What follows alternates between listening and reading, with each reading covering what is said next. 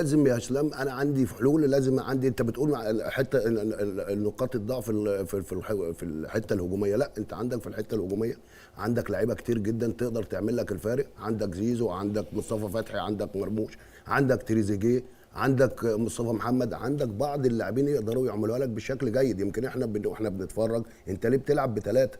انا مع فرقه غانا ما راحتش ولا الشوط الاولاني ولا ثلاثة في نص الملعب، لكن انت عندك انا لازم العب اثنين. الحاجه الثانيه المدير الفني لازم بيبقى بس صاحي. انت عندك امام عاشور يعني عنده نزعه هجوميه، ويمكن هو كان يعني من اخطر اللاعبين في الشوط الثاني. الشوط الثاني كل اللعيبه كانت كويسه. انت النهارده عمر مرموش من نجوم المباراه الشوط الثاني يا اسلام. النهارده مصطفى فتحي لما نزل كان كلمه السر في منتخب مصر، واحنا قلنا والكابتن رضا قال واحنا كلنا قلنا ده لعيب مش هيجي زيه.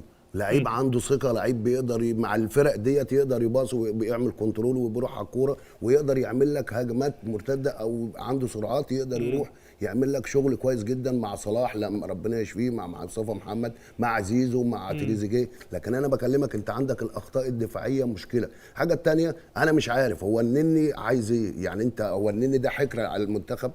هو في ناس كده هو الملاكي ليه ماله من الراجل؟ لا ما فيش حاجه اسمها ماله يا اسلام. ما لا هو مش ذنبه. لا ما هو مش ذنبه. لا مش مميز. بس هو مش ذنبه انه بيلعب. مش ذنبه. بس عايز اقول لك على حاجه، ما هي دي بقى مشكله. هو لعيب كبير لازم بص يا اسلام، لازم المدير واحد والراجل بيلعب في الارسنال، ما خلي بيلعبش بالك. هو مش لازم يا جماعه يبقى في الاهلي والزمالك عشان الناس تطلع. لا ما بتكلمش هو مش كده مش كده ولا فارقه معايا اهلي وزمالك. انا فارق الوقت معايا منتخب مصر. والله لا والله والشيكابالا نفسه يجي يلعب منتخب مصر ويكسبني هشيل له ارفع له القبعه. ولعيب كويس. عبد الله السعيد نفس الطريقه. لكن انا ماليش دعوه باهلي وزمالك، انا ليا دعوه بمنتخب مصر، تيشيرت منتخب مصر. النهارده لعيبه، النهارده الجيل ده بامانه لو كنت حصل حاجه النهارده الجيل ده كان بطل.